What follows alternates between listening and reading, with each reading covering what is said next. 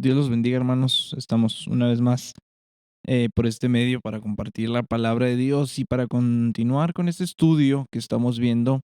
Es el estudio de la carta a los romanos. Y estamos viendo un tema que es interesante en el capítulo número 4. Estamos viendo que Abraham fue justificado por gracia. Vimos en los primeros versículos de este capítulo que fue justificado por la fe. Y en estos versículos estamos viendo que fue justificado a través de la maravillosa gracia de Dios, ¿sí? Y vamos a ver este día de los versículos del 13 al 17, ¿sí? Vimos de la semana anterior los versículos del 9 al 12 que nos dice que Abraham no fue justificado por la circuncisión. Es lo que Pablo argumenta en estos versículos del 9 al 12. Del 13 al 15 nos dice que Abraham no fue justificado por la ley. Así como no lo fue por la circuncisión, no fue justificado por la ley. Este segundo punto que establece el apóstol Pablo en este pasaje es que Abraham no solamente no fue justificado a través del rito de la circuncisión, si lo pudiéramos llamar de esta manera, sino que tampoco fue justificado por haber guardado la ley mosaica. Y aquí de nuevo la cronología en las escrituras juega un papel muy, muy importante. Eh, Todo judío sabía bien que la ley no le fue dada a Abraham, sino que se le fue dada y se le fue revelada a Moisés y al pueblo más de 500 años después de que había existido Abraham, ¿sí? Y obviamente ese patriarca pues no tenía forma de saber, como lo supo el pueblo de Israel, como lo supo Moisés, a ciencia cierta de qué se trataba la ley, qué era lo que requería la ley para su vida, ¿sí? No sabía, estaba pues ahora sí como decimos luego en oscuridad en cuanto a este tema de la ley. Eh, el ser humano, amados, nunca ha estado en la capacidad de acercarse a Cristo por medio de una ceremonia, por medio de un patrón externo de conducta correcto, entre comillas. Y cuando Abraham fue declarado justo ante Dios, lo veíamos las semanas anteriores, él no estaba ni circuncidado, lo vimos la semana anterior, tampoco tenía en su posesión, perdón, la ley mosaica, no la tenía con él, no sabía de lo que se trataba, ni siquiera fue hasta 500 años después que Dios la da. Entonces, eh, si nos ponemos a pensar, la circuncisión, cuando Abraham fue declarado justo delante de Dios, no había sido requerida por Dios y la ley no había sido revelada por Dios. Entonces dice el versículo número 13, dice, no por la ley fue dada a Abraham a su descendencia la promesa de que sería heredero del mundo, sino por la justicia de la fe, ¿sí? Por la justicia de la fe. Entonces, la promesa dada a Abraham, ¿sí? Eh, estaba incorporada, ¿sí? En el pacto de Dios con Abraham. Cuando Dios hace pacto con Abraham, ahí estaba incorporada la promesa que Dios le había dado a él. Y con esa promesa se le había dicho al patriarca que él, y no nada más él, sino que su descendencia serían, dice, herederos del mundo. Usted lo puede leer en estos pasajes, Génesis 12:3, 15:6, 18:18, 22:18, de manera reiterada, tanto a Abraham como a su descendencia se le dio esta promesa. Y al analizar la promesa de Dios dada a Abraham, hay cuatro factores eh, significativos, cuatro factores importantes. Esta promesa, en primer lugar, incluía una tierra. En Génesis 15, el 18 al 21, si gusta, vamos a leerlo. Génesis capítulo 15, versículos del 18 al 21.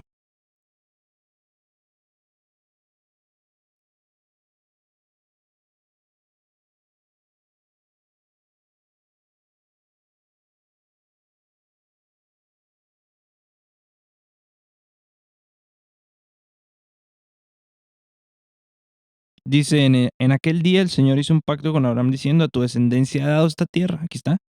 Desde el río de Egipto hasta el río grande, el río Éufrates.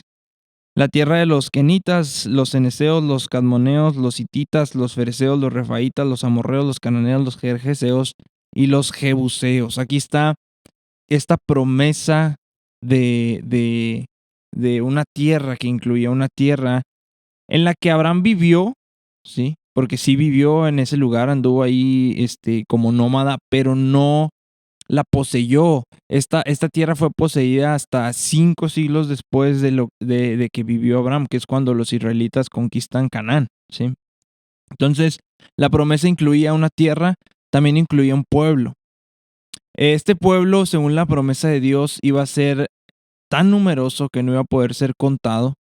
En Génesis 13:16 y en el 15:5 lo podemos encontrar. Voy a leer el del 15:5 porque estamos aquí. Dice, el Señor lo llevó fuera y le dijo, ahora mira el cielo y cuenta las estrellas si te es posible contarlas. Y añadió, así será tu descendencia.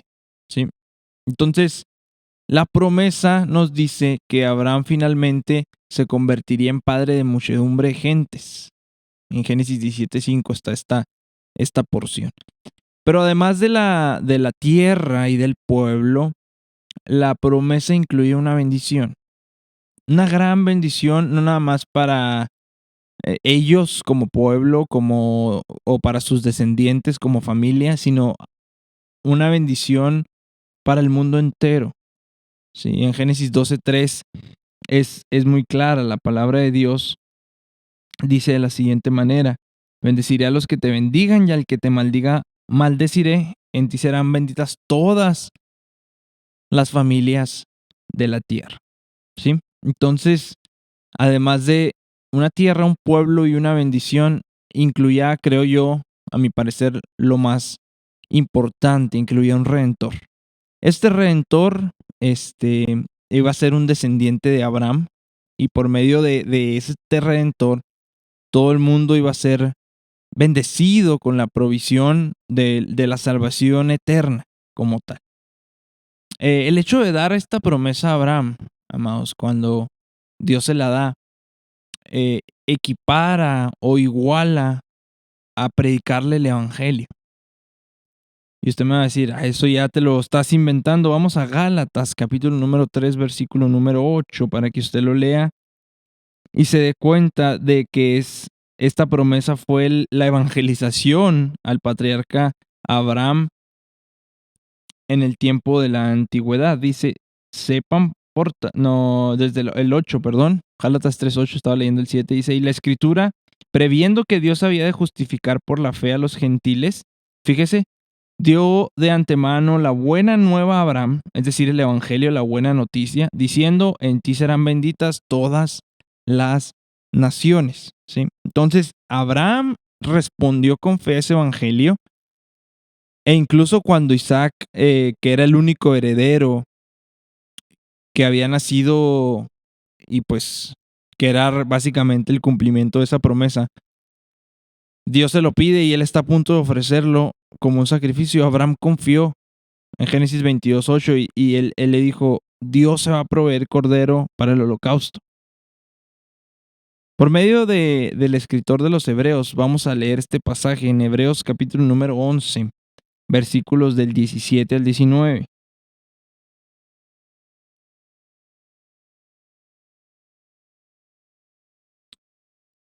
Dice de la siguiente manera, dice, por la fe Abraham, cuando fue probado, ofreció a Isaac, y el que había recibido las promesas ofrecía a su unigénito, habiéndosele dicho, en Isaac te será llamada descendencia. Pensando, fíjese lo que pensaba Abraham, dice, pensando que Dios es poderoso para levantar aún de entre los muertos, de donde en sentido figurado también le volvió a recibir. Jesús habló acerca de Abraham como heredero del mundo y le dijo a los religiosos judíos en Juan 8:56, dice, Abraham vuestro padre se gozó de que había de ver mi día y lo vio y se gozó.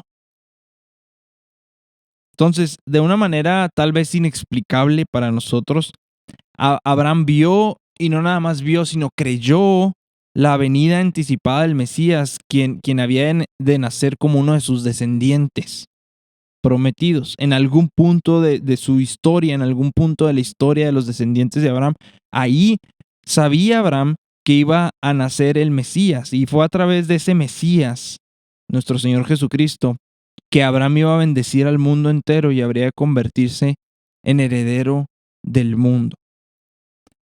Y Pablo en Gálatas, haciendo referencia a este pasaje de Génesis 22, versículos 17 y 18, hace un exégesis en Gálatas de que Dios mismo, mire, vamos a leerlo para no contarle. Gálatas capítulo 3, versículo 16 dice: a Abraham fueron hechas las promesas y a su simiente.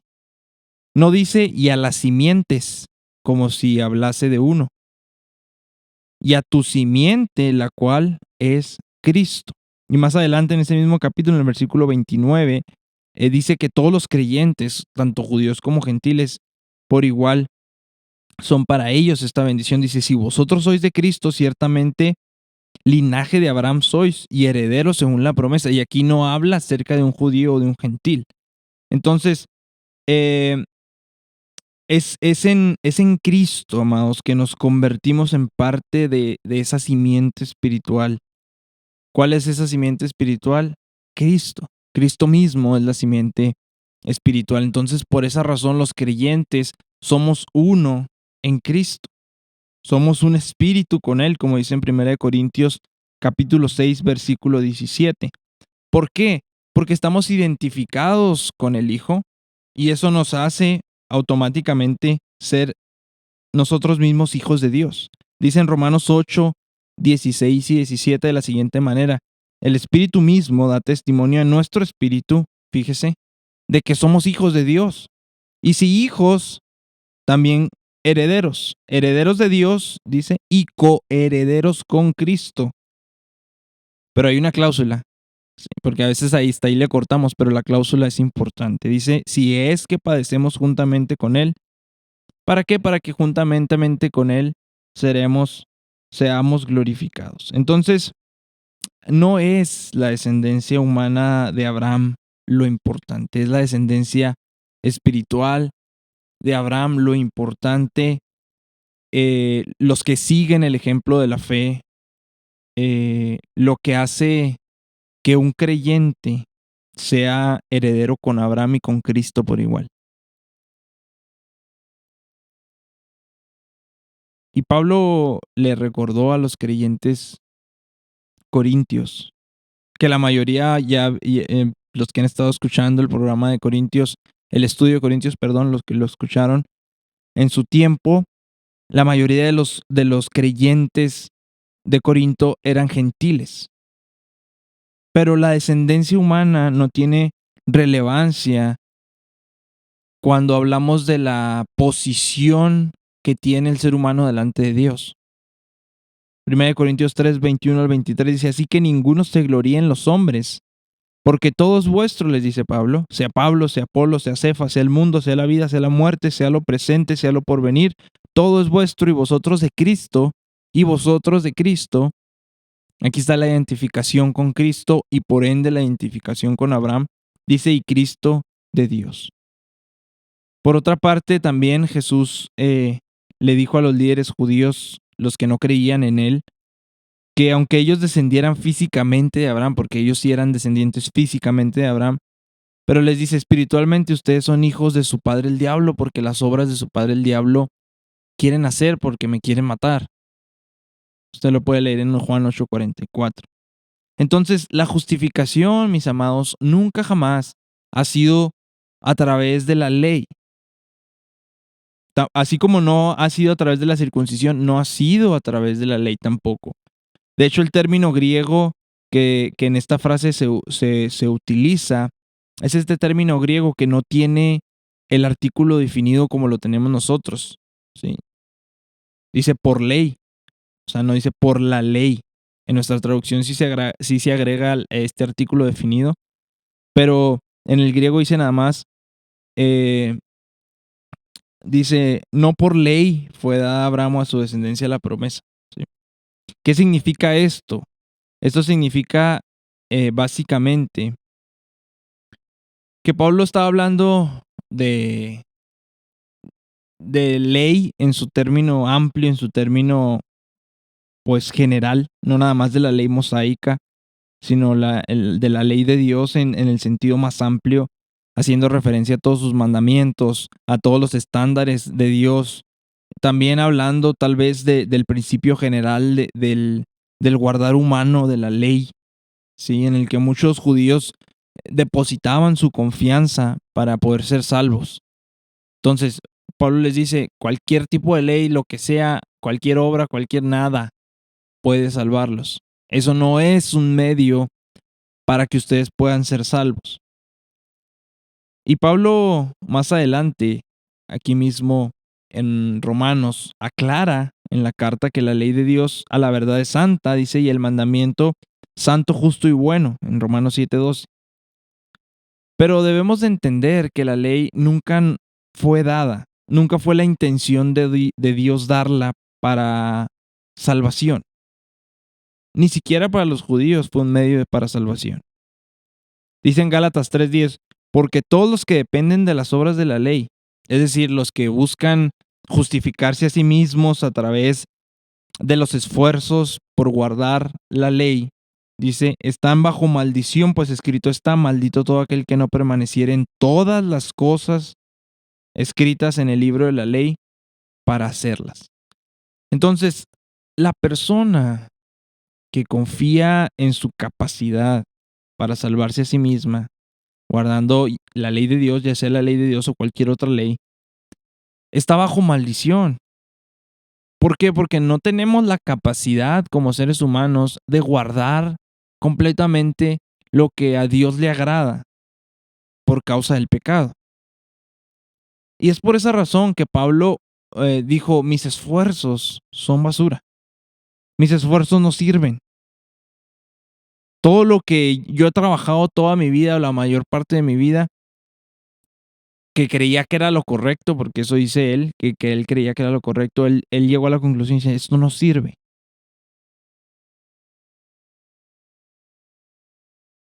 No sirve, es pérdida, es basura. Entonces, ¿cuál era el propósito de la ley? ¿Para qué Dios dio la ley? Bueno, la dio primeramente para revelar sus estándares perfectos de justicia. Y además la dio para que a la vez que él mostraba sus estándares perfectos de justicia, mostraba también la incapacidad del ser humano para cumplir esos estándares perfectos. Entonces, cuando el ser humano tiene conciencia de esa incapacidad, ¿sí?, teóricamente debería de llevarlos a confiar y a depositar su fe en Dios y en su gracia y en su misericordia. Y es entonces cuando se cumple lo que dice en Gálatas 3:24, que la ley fue dada como nuestro ayo para llevarnos a Cristo. Y dice, y aclara en la última parte, dice, a fin de que fuésemos justificados por la fe.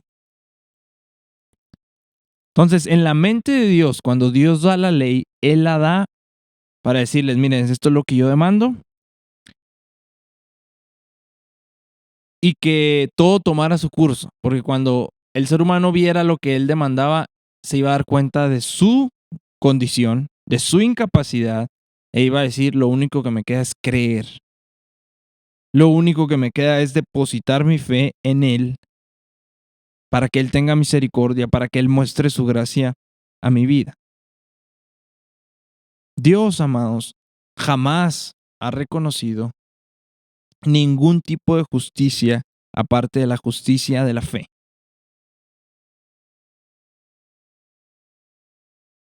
Solamente la justicia de la fe en Él es lo que Dios valida, es lo que Dios reconoce como una justicia verdadera.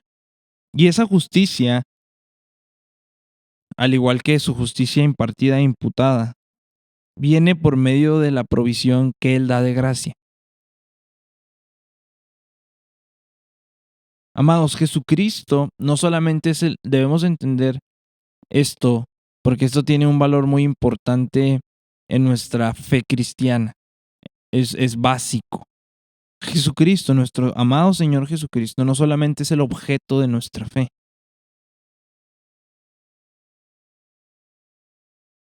Nuestro Señor Jesucristo, nos dice Hebreos 12:2, es nuestro autor y consumador de nuestra fe.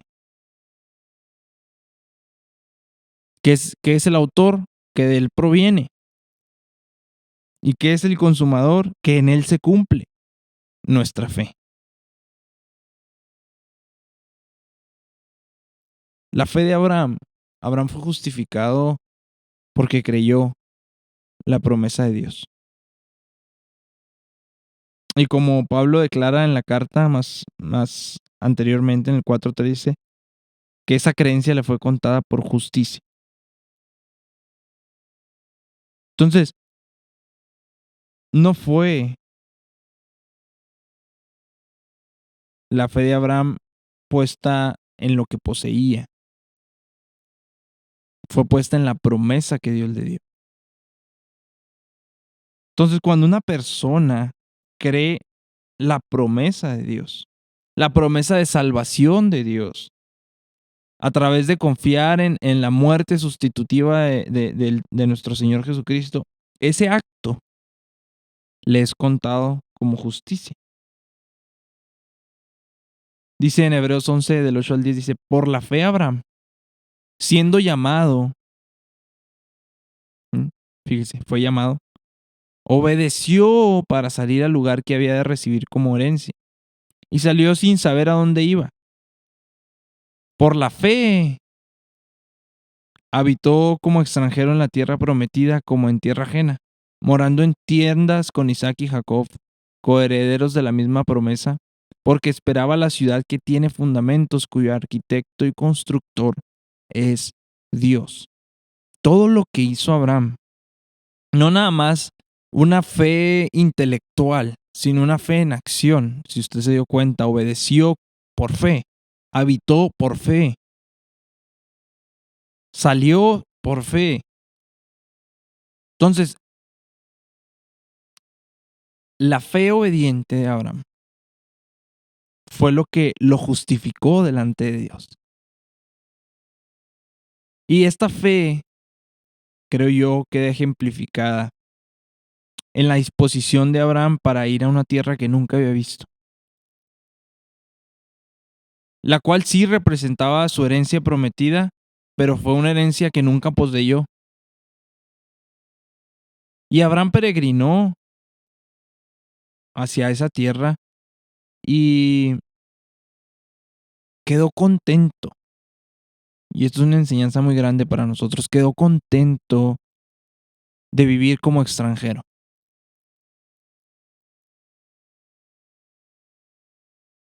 Pero hubo una clave para que él viviera contento, aunque básicamente no viera nada, porque no vio nada cumplido como tal, salvo Isaac. Pero ni la tierra, ni la muchedumbre de gentes, no vio poco de todo lo que Dios le había prometido, pero porque él tenía puesta la mirada en otro lado. Él tenía puesta la mirada en la ciudad que tiene fundamentos, cuyo arquitecto y constructor es Dios. Y es aquí donde nos podemos preguntar, ¿dónde está puesta mi mirada? ¿Dónde? Porque muchas veces nuestra fe fluctúa, nuestra fe se ve agobiada porque no tenemos la mirada puesta, o más bien porque tenemos la mirada puesta en este lugar, cuando no debería de ser de esa manera. Y Pablo continúa en el versículo 14 explicando y hace una suposición, dice, porque si los que son de la ley son los herederos, en caso de que fuera a través de la ley la salvación, en caso de que a través del cumplimiento y el esfuerzo humano se pudiera heredar, dice, vana resulta la fe y anulada la promesa. La fe sería vana y la promesa de Dios quedaría simplemente anulada. ¿Sabe por qué? Dice esto Pablo, porque la fe, amados, es la capacidad que tenemos de recibir lo que Dios promete. Porque Dios lo promete, pero no lo vemos. Entonces nosotros respondemos con fe y recibimos por fe lo que Él promete. Pero si la promesa de Dios se recibe, dice Pablo básicamente, solo por medio de la obediencia a una ley específica, que ni Abraham ni sus hijos iban a tener la capacidad de guardar, entonces la fe queda cancelada. Es decir, si yo afirmo una promesa sobre la base de una condición imposible para cumplir, pues esa promesa básicamente la estoy anulando. Si yo le digo, te prometo que te voy a dar 100,000 pesos si brincas 10 metros o si brincas 100 metros, pues esa promesa queda invalidada porque es imposible brincar 100 metros. Es lo mismo que el apóstol Pablo está diciendo en este versículo número 14.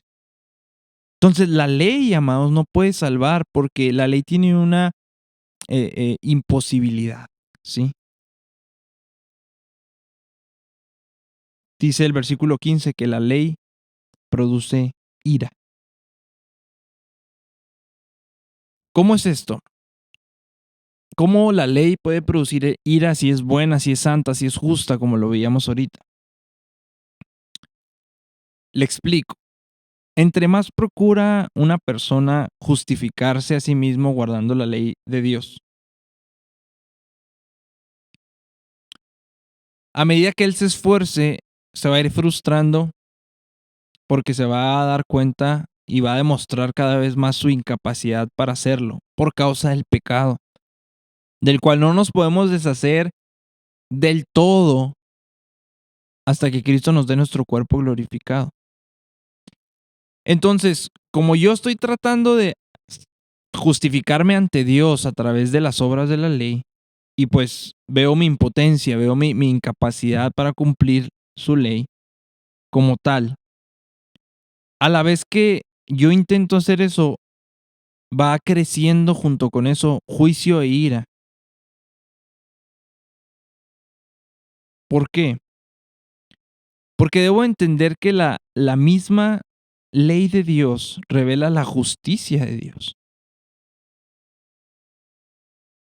Entonces, a medida que yo me esfuerzo más y más y más y más y más, la justicia de Dios acrecienta, crecienta, crecienta, crecienta, y yo cada vez menos, menos, menos, menos puedo cumplir con lo que Él ha establecido por mi pecaminosidad.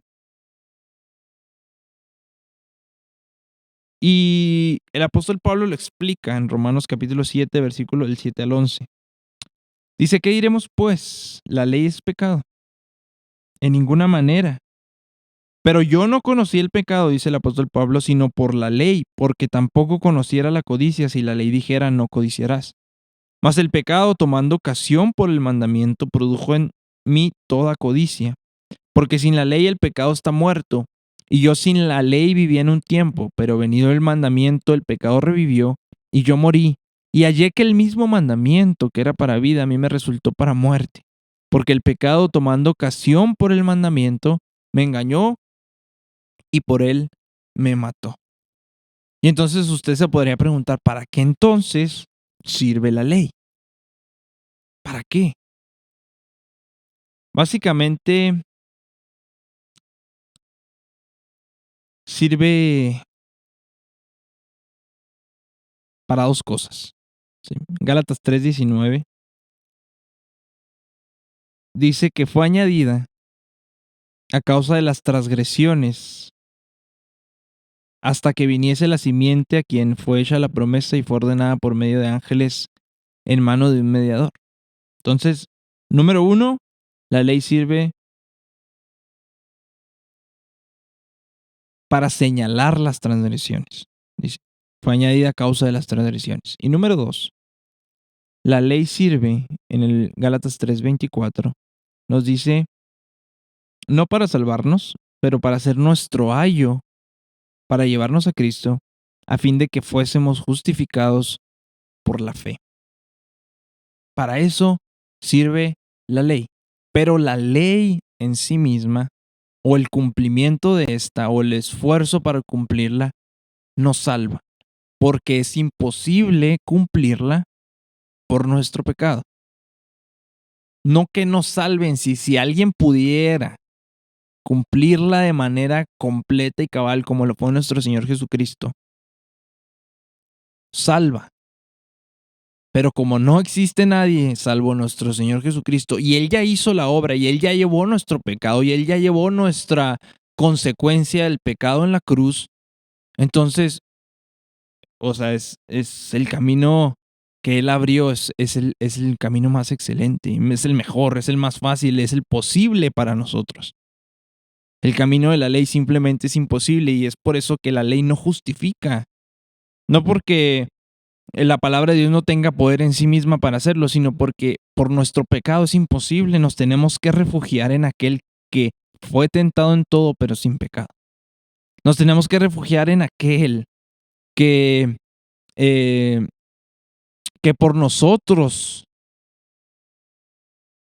lo hizo pecado, para que nosotros fuésemos hechos justicia de Dios en él. Es la única alternativa. Y es lo que nos dicen los versículos últimos dos de este tema, de los versículos 16 y 17. Abraham fue justificado por la gracia de Dios. No fue por la circuncisión, no fue por la ley, fue por la gracia de Dios que Abraham fue justificado. Y el versículo 16 aquí es crucial, es importante, es decisivo. Porque nos dice que Dios cuenta la fe del creyente como justicia. ¿Para qué? Para que la salvación sea por gracia. Amados, si no fuera por la gracia soberana, majestuosa de Dios, que proveyó un camino de salvación, la fe fuese también algo imposible para salvar en sí misma. La fe, por ende, amados, no es simplemente otra forma de obra humana, porque algunos teólogos lo sostienen de esta manera. Debemos de entender que el poder de salvación, el poder de justificación, no está en la fe, está en la gracia de Dios. La fe de Abraham no fue justicia en sí misma. Dice que la fe le fue contada como justicia, pero ¿sobre qué base? Le fue contada sobre la base de Cristo, de su simiente, de aquel que se iba a encargar de proveer en su gracia salvación para el que creyera como creyó Abraham. Una justicia que ellos nunca podrían alcanzar por sí mismos. Esa es la justicia que Dios iba a ofrecer, Jesucristo iba a ofrecer en la cruz. Entonces, amados,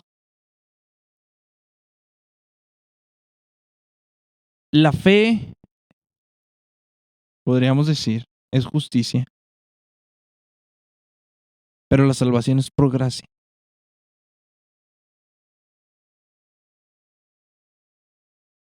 ¿Sí? Es lo mismo. No que la fe justifique en sí mismo, como ya lo vimos ahorita, sino que la fe en respuesta a la gracia de Dios es lo que justifica y es lo que salva. ¿Sí? Pero vamos a ver un poco de la gracia. La gracia, amados, es el poder divino de Dios, obviamente, que trae justificación.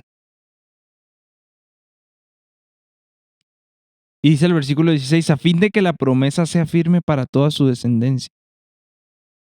Obviamente Pablo está hablando aquí de una descendencia espiritual. Esa era la promesa, no física, una descendencia espiritual. Y por eso sigue diciendo, no solamente para la que es de la ley, o sea, la física, sino también para la que es de la fe de Abraham, el cual es padre de todos. Una fe universal de Abraham. Una fe universal de Abraham. Y como se indicó anteriormente, como ya lo vimos anteriormente, cuando Abraham fue llamado de Ur de los Caldeos, él era un pagano, él era un idólatra, él era un pecador. Antes del pacto de Dios con Abraham, no había judíos, no había gentiles, no había esa diferenciación. Pero el punto de Pablo aquí es que Dios contó la fe de Abraham, no la fe de un judío, porque no era judío, repito, no había judíos, sino de un pagano, de un idólatra, contó su fe como justicia antes de que existieran esas distinciones que hicieron después. Entonces fue por esa razón que la fe de Abraham fue una fe universal, una fe que se puede aplicar a toda la humanidad, no tan solo a los judíos que son descendencia de los que son de la ley, sino a todos nosotros. Por eso Abraham llegó a ser padre de todos nosotros, de los que confiamos en nuestro Señor Jesucristo sin importar nuestro legado racial o religioso como tal. Entonces, Abraham fue el prototipo, podríamos decir, de creyente. Un prototipo espiritual de todo creyente genuino. Sí, fue un pecador, sí, fue idólatra, sí, fue un impío, que no confió. Y aquí está la gran diferencia, el parteaguas. Fue un impío, fue un idólatra, sí, pero él no confió en sus propios esfuerzos, sino en la promesa de la gracia de Dios.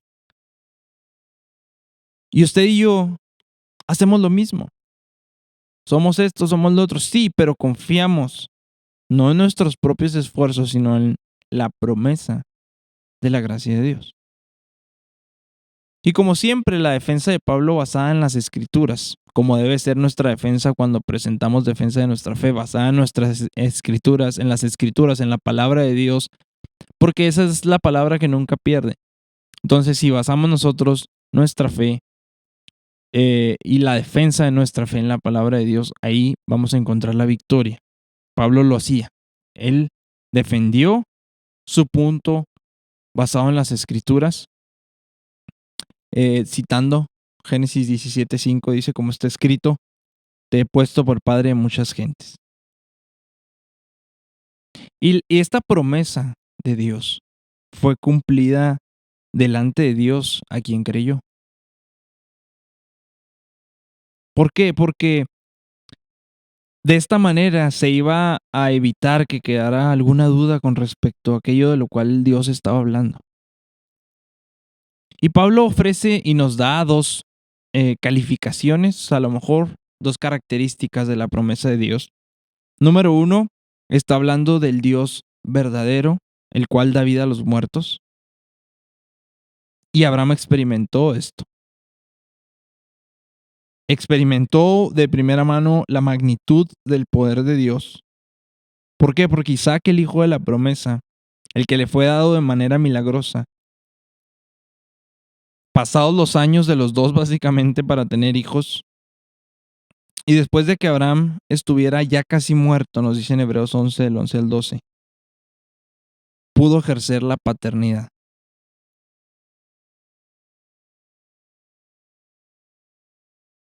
Entonces, la promesa de nuestra salvación, amados, nos las ha hecho el Dios verdadero, el cual da vida a los muertos. El cual da vida a los muertos. Y número dos, la promesa nos la ha hecho. Aquí hay un problema con la. Nos la ha hecho el Dios poderoso. Aquel Dios que llama las cosas que no son como si fuese. Y obviamente aquí Pablo está hablando acerca de la creación, ¿no? Donde lo que se ve, todo lo que vemos fue hecho de lo que no se veía. Entonces, qué grandiosa promesa tenemos, amados. Y lo que más me impresiona de este tema, y ya para terminar, lo que más me impresiona es lo que él pide. Porque muchas veces estamos como Naamán. Si nos pidieran a lo mejor $1,000,000 lo juntamos en nuestra vida para ser salvos y se nos sería fácil y hasta lo haríamos con gusto. Pero el Señor dice, cree.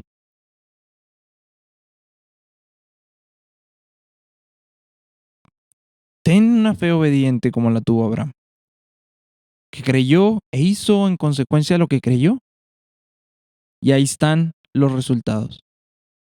Y debemos de tener la certeza de que el Señor va a cumplir con su promesa porque Él es el Dios verdadero, el cual da vida a los muertos, y porque Él es el Dios poderoso que llama las cosas que no son como si fuesen. Y es Él quien nos ha dado la promesa, y es Él quien nos ha dado a Jesucristo, y es Él que como Abraham nos ha justificado por gracia, por su gracia, por su gracia. Dios, Él es el único Dios verdadero que llama a existencia personas, lugares y acontecimientos únicamente por su determinación divina, por su determinación soberana, por su determinación gloriosa, porque Él así lo quiere. Y entre ese llamamiento, ahí estamos usted y yo. Amados, Dios los bendiga.